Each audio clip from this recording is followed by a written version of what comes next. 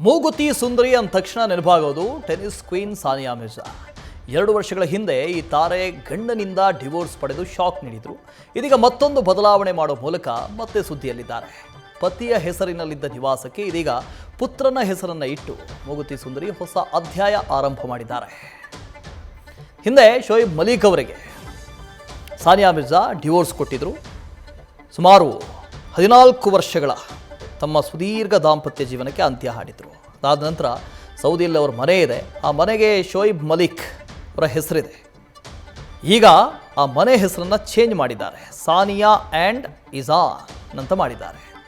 Sania and ಇಜಾನ್ villa ಸೌದಿಯಲ್ಲಿ ಮನೆ ಮಾಡಿಕೊಂಡಿದ್ದರು. ಆ ಮನೆಗೆ ಹಿಂದೆ ಶೋಯಿಬ್ ಅವರ ಹೆಸರೇ ಇತ್ತು. ಈಗ ಶೋಯಿಬ್ ಅವ್ರನ್ನೂ ಬದಲಾವಣೆ ಮಾಡಿದ್ದಾರೆ. ಜೊತೆಗೆ ಮನೆಯ ಹೆಸರನ್ನು ಕೂಡ ಚೇಂಜ್ ಮಾಡಿದ್ದಾರೆ. 2010ರಲ್ಲಿ ಶೋಯಿಬ್ ಮಲಿಕ್ ಜೊತೆ ಸಾನಿಯಾ ಮಿರ್ಜಾ ಅವರ ವಿವಾಹ ಆಗಿತ್ತು. 2023ರಲ್ಲಿ 14 ವರ್ಷಗಳ ದಾಂಪತ್ಯಕ್ಕೆ ಅಂತ್ಯ ಹಾಡಿದರು ಟೆನ್ನಿಸ್ ಕ್ವೀನ್ ಹಾಗೂ ಪಾಕಿಸ್ತಾನದ ಮಾಜಿ ಕ್ರಿಕೆಟಿಗ ಶೋಯಿಬ್ ಮಲಿಕ್. ಸಾನಿಯಾ ಡಿವೋರ್ಸ್ ಪಡೆದ ನಂತರದಲ್ಲಿ 2 ವರ್ಷದ ನಂತರದಲ್ಲಿ ಸಾನಿಯಾರಿಂದ ಈ ದಿಟ್ಟ ನಿರ್ಧಾರ ಆಗಿದೆ. ದುಬೈ ಮನೆಯಿಂದ ಶೋಯಿಬ್ನನ್ನು ಹೊರ ಹಾಕಿದ ಸಾನಿಯಾ ಮಿರ್ಜಾ ಈಗ ದುಬೈನಲ್ಲಿನ ಸಾನಿಯಾ ನಿವಾಸಕ್ಕೆ, ಈ ಹಿಂದೆ ಶೋಯಿಬ್ ಅನ್ನುವಂಥ ಹೆಸರಿತ್ತು, ಅದನ್ನು ಕೂಡ ಚೇಂಜ್ ಮಾಡಿದ್ದಾರೆ.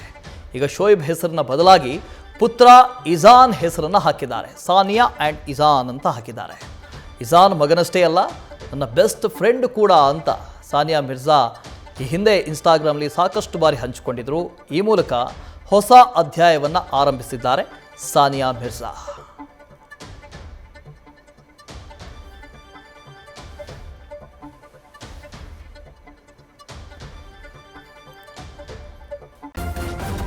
ನ್ಯೂಸ್ ಫಸ್ಟ್ ನಿರ್ಭೀತಿಯಿಂದ ನಿಮ್ಮ ಪರವಾಗಿ.